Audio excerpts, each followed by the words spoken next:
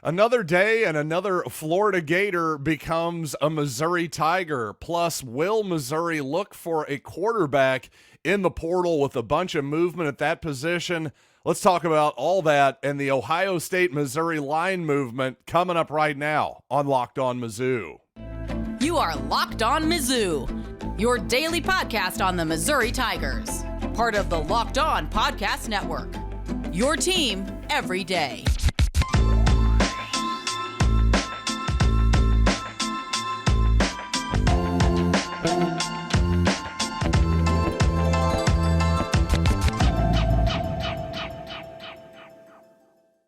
Hey, all you true sons and daughters, I'm John Miller, your Mizzou mafioso and the central scrutinizer of Missouri Tigers football and basketball. And today's episode is brought to you by FanDuel. Make every moment more. Right now, new customers get $150 in bonus bets with any winning $5 money line bet. That's $150 if your team wins. Just visit FanDuel.com/lockedon to get started.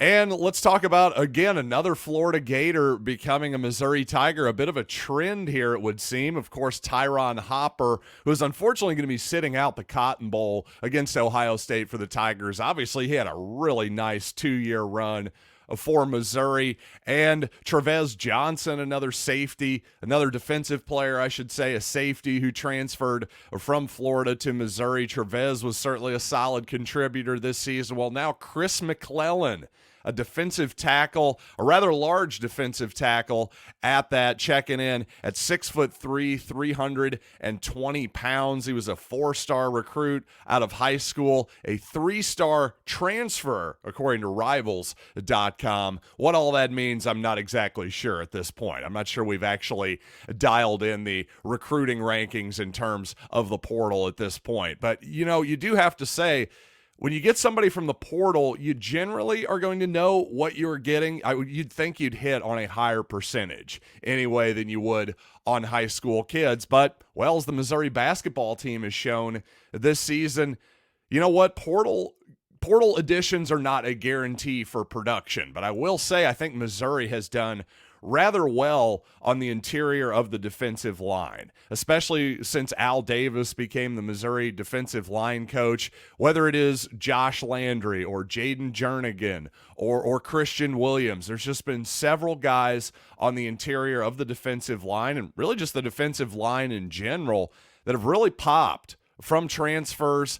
It's really impressive what Missouri has done up front defensive line-wise because, honestly, everybody wants guys up front, whether it's the offensive line or the defensive line in the portal. So the fact that Missouri has done so well taking guys from pretty big programs like Oregon, Baylor, and now Florida, hopefully Chris McClellan is the latest guy to come in and be a plug-and-play guy on the interior of that defensive line. At this point, I don't even really have a lot of deeper analysis than that. I'm just trusting Al Davis and this staff, Blake Baker, of course, the Missouri defensive coordinator, to make this work. So, Chris McClellan, welcome to Columbia. Now, of course, in the last week or two, I brought up that Gabarri Johnson, the former Missouri Tiger, now entered the transfer portal. A lot of speculation that he was going to end up at Oregon State, closer to home, and that's exactly what ended up happening. Gabarri Johnson, now an Oregon State Beaver, a lot closer to home where he's from, Tacoma, Washington. Of course, there just wasn't a lot of obvious paths to playing time for Gabarri Johnson. So good luck to that young man, fairly undersized at his position, definitely a good athlete, can move around outside of the pocket and all that good stuff. Be interesting to see what ends up happening with Gabarri Johnson. But speaking of quarterbacks who didn't have an obvious path to playing time, well, Jake Garcia was Missouri's addition in the transfer portal last season at the quarterback position. Former big-time recruit, 5-star guy, was originally a USC guy, transferred to Miami, Florida, then to Missouri now. Well, he's on the move once again. Obviously, Garcia being the third stringer behind Sam Horn, and of course the starter Brady Cook as well. Nothing real obvious there in terms of, hey, how am I actually going to get on the field? Just didn't seem like it was going to happen for Garcia. So I got to assume he's going to have to transfer down to at least the group of 5 level, somewhere where he's going to get a more obvious path to playing time. I don't know. Perhaps he thought he had a better chance of beating out Brady Cook that ended up happening. Obviously, Cook ended up performing, I think, at a higher level than just about anybody could have expected last season, which means that he's the obvious starter for 2024. And now with Garcia gone, with Gabarri Johnson gone to Oregon State as well, seems pretty obvious that Sam Horn is your backup. And as far as a third-string quarterback goes, well, at the moment, it looks like it's going to be true freshman Aiden Glover. Of course, he'll be a true freshman next season. So that's caused a lot of people to speculate and wonder, will Missouri be in the market for a quarterback in the transfer portal this offseason? You know, I could see it happening if there's a depth piece out there, like a Jake Garcia, like Jack Abraham the previous season. But quite frankly, I don't know that that's a great use of resources. I think if Missouri somehow ends up in a circumstance where somebody other than Brady Cook or Sam Horn is starting a game next season, it's probably pretty safe to say that the season hasn't gone as well as Missouri fans would have hoped or expected. So to me, using a lot of time and resources in terms of not only in terms of name, image, and likeness money, just leave all that aside for a third string quarterback. I think you're fine. You're fine with just running with the true freshman to me. I don't think Missouri should be worried about entering the portal for a quarterback. Now, next offseason, that could be another story. Now, of course, it's not all about guys leaving Missouri. A bunch of guys announced that they're returning next season as well, including Mookie Cooper, who on my previous episode with Jay Stevens of Locked On Buckeyes, I actually sort of was off the top of my head said, well, Mookie Cooper had a nice final season at Missouri. I ended up cutting out the next minute or so because, well, Mookie announced that he's returning. And by the way, Jay Stevens actually corrected me and said, hey, are you sure he's not going to come back next season? I thought, you know what? You're right, Jay. I'm not sure on that. So I cut out that whole thing, but regardless, because it ended up being not very timely. That's my point. But regardless, long story short, Mookie Cooper is going to return next season, which in my opinion is really good news for Missouri. Speaking of a position where Missouri doesn't need to get into the transfer portal, in my opinion, wide receiver. I think Missouri is absolutely set at wide receiver for next season. Of course, with Luther Burden coming back. I think Theo Weiss is likely to come back next season as well. So that's a huge benefit for Missouri and Brady Cook, the whole offense next season. I thought Mookie Cooper, listen, he's never going to quite live up to his 5-star billing from high school. But that's okay, because even if he's not a number one wide receiver in the SEC, if Mookie Cooper is your third or fourth option in the passing game, you're doing pretty darn good, because that guy is absolutely a speed burner and a really good wide receiver who figured out a way to get a niche last season, in my opinion, made a bunch of really important catches that kept drives alive, moved the chains, and helped put points on the board, despite the fact that I don't believe Mookie scored a touchdown last season. But don't let that fool you. He was a really important part of the Missouri offense, and with him and the guys I mentioned, and Marquise Johnson, I think, with another season under his belt, Mekhi Miller as well, I think Missouri is set at wide receiver next season. So Mookie Cooper coming back is really good news for the Tigers, in my opinion. And at the safety position, Joseph Charleston officially announced that he's back, but it seems like recently Blake Baker let it slip that Jalen Carlies is probably not going to be back next season. And he said, quote, Carlies is a physical specimen. Can't wait to see what he does in the NFL next year, but I'm looking forward to see what he can do on Friday. So that seemed like a pretty good indication that Jalen Carlies is not going to be back next year. So a safety in the portal could be a possibility. We saw another young safety, Tyler Hibbler, enter the portal. So again, we'll just have to see what happens there. I don't know that safety is going to be a gigantic priority for the Tigers, but with Carlies not coming back, it wouldn't exactly shock me if they added one.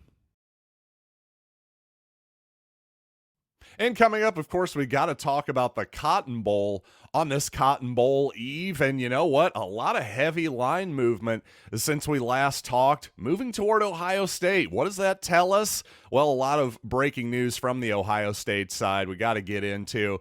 But first, if you think you're too late to get Cotton Bowl tickets, well, you are incorrect, my friend, because there's a thing called Game Time. Yes, the Game Time app is the absolute best way to get last-minute tickets, including to the Cotton Bowl. If you want to drive on down to Dallas, maybe you happen to be in the area, hey, you can get in the building. The cheapest ticket, $97. Hey, that's a lot cheaper than it was about a month ago. So again, Game Time. It's the best way to get tickets. You can see exactly your vantage point just by scrolling down. It's the easiest thing in the world. Can you imagine back in the day when we used to have to mess with scalpers and stuff in person?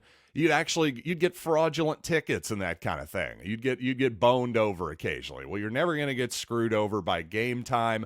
Download the Game Time app, create an account, and use the code LOCKEDONCollege for $20 off your first purchase. Terms do apply. Again, create an account, redeem code LOCKEDONCOLLEGE for $20 off. Download Game Time today. Last minute tickets, lowest price, guaranteed. Thanks for making Locked On Mizzou your first listen every day. For your second listen, check out Locked On Sports Today for the first ever national sports 24/7 streaming channel on YouTube. Again, subscribe to Locked On Sports Today on YouTube for the first ever national sports 24/7 streaming channel. You know, coming into the Cotton Bowl, just a lot of talk about motivation, of course, for Ohio State. Certainly if the fan bases are any indication, well, Missouri is going to be the more motivated side. No doubt about that, as Ohio State reportedly has sold less than 2/3 of its allotment for the Cotton Bowl. So I'm imagining a pretty Missouri-heavy crowd here, maybe even as much as 2/3 of the crowd will be Tiger fans. We'll just have to see. You all have to report for me down there in Dallas on what that crowd looks like. But you know what? Maybe the Buckeyes want to win this game, though. The actual team, forget the fan base. It's understandable that a team that has been to bigger bowls than this, been to the college football playoff in the last few years, is maybe not quite as excited for a Cotton Bowl where their starting quarterback has entered the transfer portal and that type of stuff. But of course, if you go look over at FanDuel Sportsbook, Ohio State now 3.5-point favorites. There's been just a ton of line movement in this game here just over the past few weeks. Ohio State, of course, opened as a 6.5-point favorite. At one point, that had swung all the way to Missouri being favored by 2.5 points. And when I was talking to Jay Stevens, I was going, Jay, is Kyle McCord really worth 9 points? That seems like a bit of an overreaction. But, of course, it's not just about Kyle McCord, their former quarterback who transferred to Syracuse. No, of course, Marvin Harrison Jr., the big-time wide receiver who is quite possibly a top 5, top 10 pick in the NFL this coming season if he chooses to declare. Well, I think a lot of people are interested at the fact that Harrison hasn't said anything one way or the other. It made you think, gee, is he actually going to play here? Or is this just gamesmanship by Ohio State? I'll be honest with you, this is all just a guess for me at this point, but considering the word was a day or two ago that Marvin Harrison Jr. did not practice for Ohio State, I think that's a pretty good indication he's not going to play in this ball game. I could be wrong. If he ends up suiting up in the Cotton Bowl tomorrow, I'll eat my words here. But you know what? If I had to guess, I don't think Marvin Harrison's going to play in this ball game. If he were, he'd be practicing, right? That just makes logical sense to me. But obviously some other significant players as well. TreVeyon Henderson, the Ohio State running back, well, he announced he's playing. He was a real bit of speculation there. We had no idea what was going to happen there. Well, mystery solved. TreVeyon Henderson going to be playing in the ball game. Also, their tight end, Cade Stover, is in for Ohio State as well. So perhaps this is part of the line movement. Maybe more people for Ohio State opting in than maybe you would have thought originally. I still think Harrison is not going to play, but if you look at the other side of the ball on defense, as Jay Stevens pointed out, it seems like most of that defense is going to be intact for the Buckeyes come Cotton Bowl on tomorrow.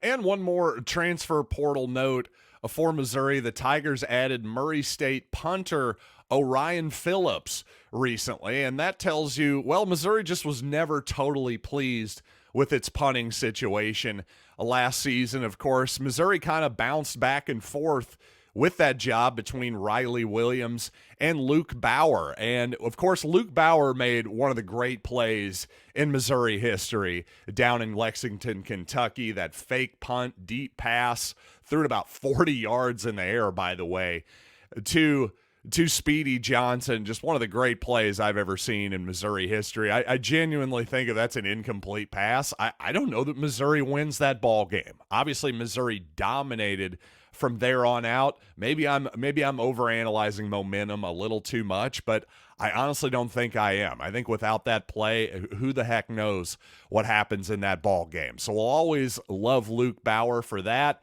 But the bottom line is Missouri going into the portal here for a punter, that kind of tells you that they weren't totally pleased with that position last year, and they just think it's something that they can upgrade. So again, Orion Phillips, Murray State punter. Hopefully we can get that net punting average up a few more yards next season. And you know what? Did you see Eli Drinkwitz in Dallas with the cowboy hat on?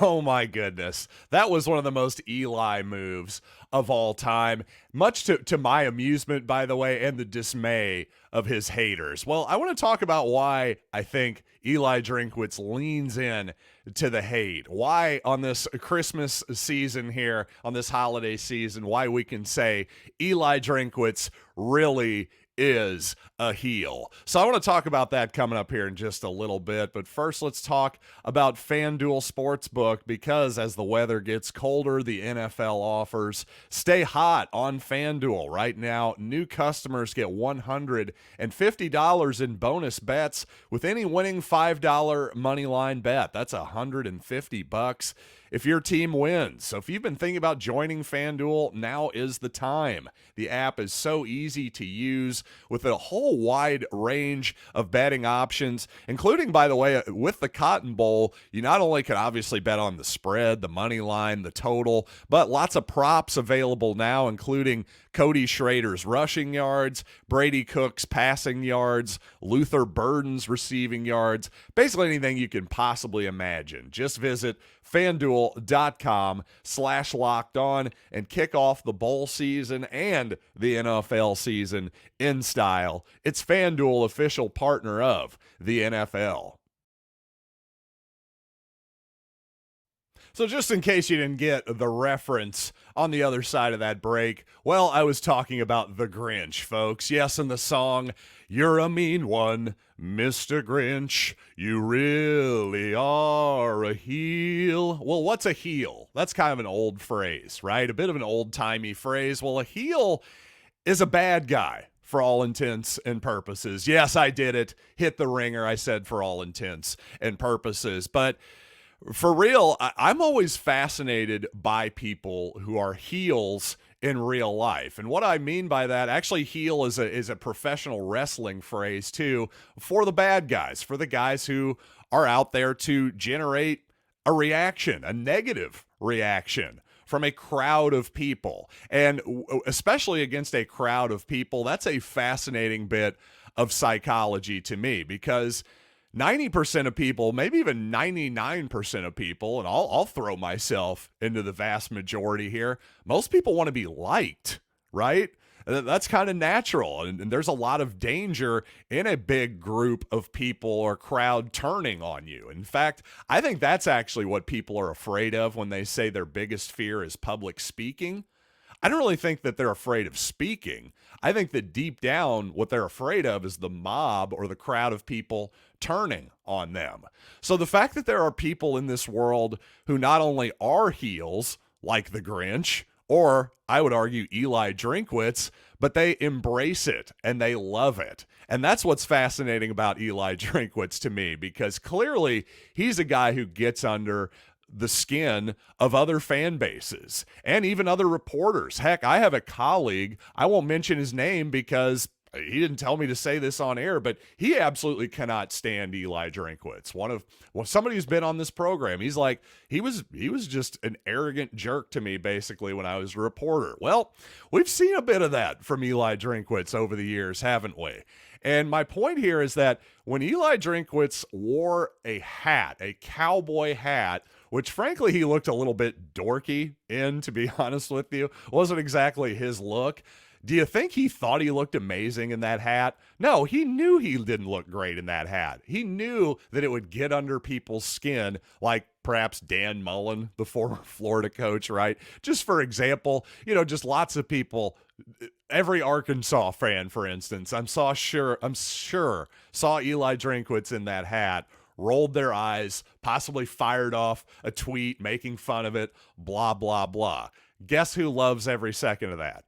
Eli Drinkwitz. Guess who also probably likes it? His players, because have you noticed that football players, a lot of them like to show off and wear ostentatious outfits in the pregame and all that kind of stuff. So to have a relatively young coach like that, who's willing to put himself out there and just not only get under people's skins and other fan bases, but actually embrace it too.